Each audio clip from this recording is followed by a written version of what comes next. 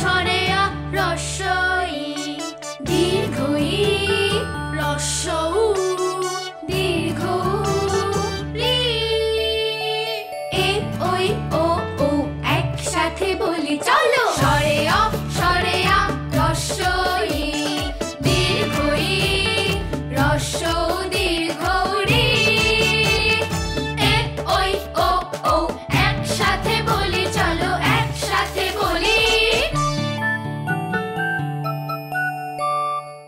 হাতের লেখা শেখার জন্য যে স্ট্রোকগুলো আমরা শিখছিলাম, আগের দিন তো 6টা হয়ে গেল, তারপর দেখিয়ে দিচ্ছি যে কোন 6টা হয়েছে। 1 নম্বর স্ট্রোক এটা আমরা মাত্রার কাজে ব্যবহার করব। 2 নম্বর স্ট্রোক যেটা, এইটা আমরা অনেকগুলো অক্ষরের ব্যাপারে ব্যবহার করতে পারবো। 3 নম্বর এই 4 নম্বর এই 5 নম্বর এই 6 নম্বর এই এ পর্যন্ত আমরা শিখেছিলাম। আর আজকে নতুন করে আরও 6টা বেসিক স্ট্রোক দেখাবো যে কীভাবে লিখতে হবে। দেখুন, 1 এই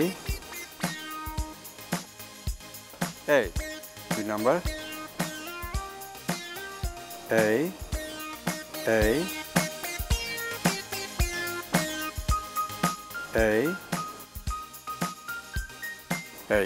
2 নম্বর যে বেসিক স্ট্রোকটা, এটা কিন্তু একটা লাইনের মধ্যে রাখতে হবে। যেমন লক্ষ্য করো, এরকমভাবে লিখে এরকমভাবে এই এতটুকু করতে হবে।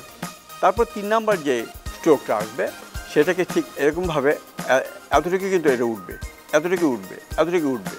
তারপর যখন নাকি এটাকে পূর্ণাঙ্গ একটা অক্ষর হবে, তখন পুরো 3টে লাইনই ঢেকে যাবে। 4 নম্বর স্ট্রোক যেটা,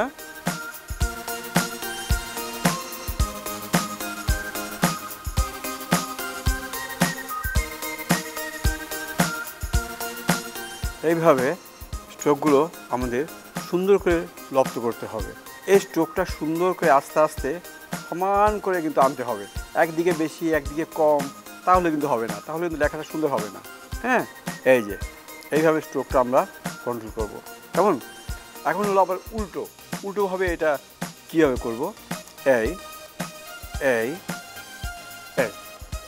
আবার দেখো,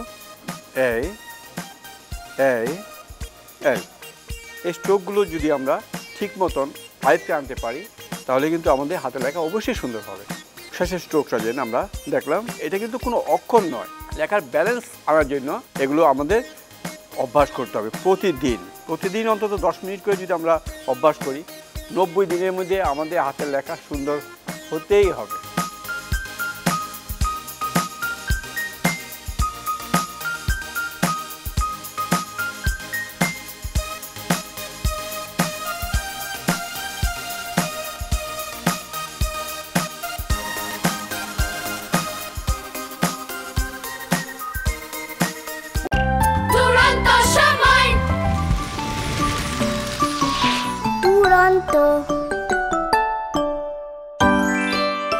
ফেসবুকে ফলো করো এবং ইউটিউবে সাবস্ক্রাইব করো দুরন্ত টিভি।